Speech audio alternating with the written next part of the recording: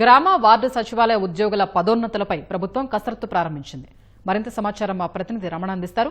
రమణ, గ్రామ వార్డు సచివాలయ ఉద్యోగుల పదోన్నతులపై తాజా వివరాలేంటి?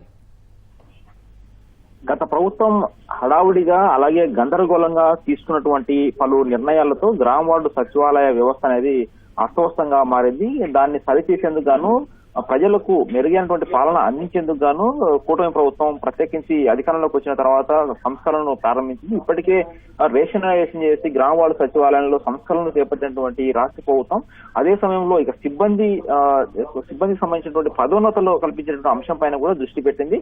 గత ప్రభుత్వం భర్తీ చేసినటువంటి పోస్టులు భర్తీ చేసిందే తప్ప వారికి ఎలాంటి పదోన్నతుల క్యాడర్ అనేది సృష్టించలేదు. సాధారణంగా ఒక పోస్టు భర్తీ చేసిన తర్వాత తప్పనిసరిగా పై గ్రేడ్ కి వెళ్లేందుకు గాను ఖచ్చితంగా తగిన ఖాళీలు ఏర్పాటు చేయడం, అదే ఎలా వెళ్ళాలి ఛానల్ ప్రమోషన్ ఛానల్ అంటారు, దాన్ని ఖచ్చితంగా ఏర్పాటు చేయాల్సిన అవసరం ఉంటుంది. అదే ఎలాంటి ప్రమోషన్ ఛానల్ లేకుండా అంటే రిటైర్డ్ అయ్యే వరకు కూడా దాదాపు నియమించినటువంటి పోస్టులోనే రిటైర్డ్ అయ్యే పరిస్థితిని తీసుకొచ్చిన పరిస్థితుల్లో వాళ్ళందరూ కూడా కూటమి ప్రభుత్వానికి తమకు పదోన్నతులు కల్పించే విషయమై చర్యలు తీసుకోవాలని చెప్పేసి కూటమి ప్రభుత్వాన్ని కోరిన మేరకు దాదాపు 1,00,000 మంది ఈ గ్రామ వార్డు సచివాలయంలో పనిచేసినటువంటి ఉద్యోగుల సమస్యను తీర్చడంపై ప్రభుత్వం దృష్టి పెట్టింది.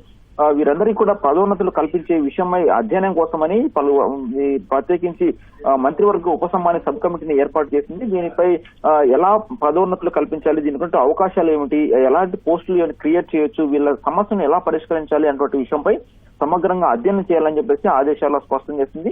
ఈ కమిటీలో కీలకంగా అయినటువంటి ఈ గ్రామ వార్డు సచివాలయంలో ఎవరైతే ఉద్యోగులు ఉంటారో ఆ సంబంధిత శాఖలకు సంబంధించినటువంటి మంత్రులందరినీ కూడా ఈ కమిటీలో సభ్యులుగా చేర్చింది. మొత్తం 10 మంది సభ్యులతో జీవోఎం అనేది ఏర్పాటు చేసింది. కమిటీలో సభ్యుడిగా ఉప ముఖ్యమంత్రి పవన్ కళ్యాణ్ నియమించారు.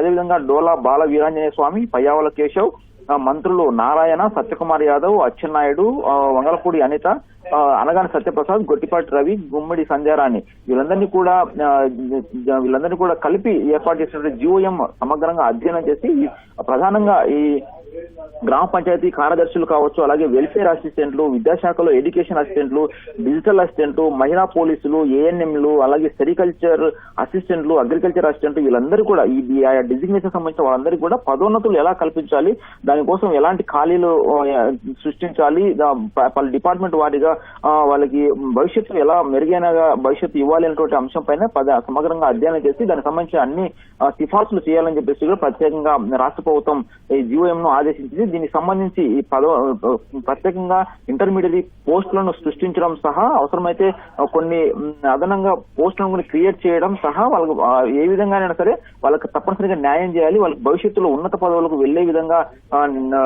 వాళ్ళకి ఖచ్చితంగా న్యాయం చేయాలన్నటువంటి సంకల్పంతో ఈ మేరకు ప్రభుత్వం చర్యలు తీసుకుని దీనన్నింటి కూడా సమగ్రంగా అధ్యయనం చేసి వీళ్ళంత త్వరలోనే ఈ అధ్యయన కమిటీ సిఫార్సులతో కమిటీ నివేదిక ఇవ్వాలని చెప్పేసి రాష్ట్ర ప్రభుత్వం ఆదేశాలు చేస్తుంది. దీనికి సంబంధించి ఈ నిర్దేశించిన మంత్రులందరూ కూడా త్వరలో సమావేశమై దీనికి సంబంధించి సమగ్రంగా చర్చించి తగిన సిఫార్సులు ప్రభుత్వానికి అందిన ఆ తదుపరి రాష్ట్ర ప్రభుత్వం ఈ పదోన్నతులపై కీలక నిర్ణయం తీసుకునే అవకాశం ఉంటుంది. రైట్, ధన్యవాదాలు రమణ.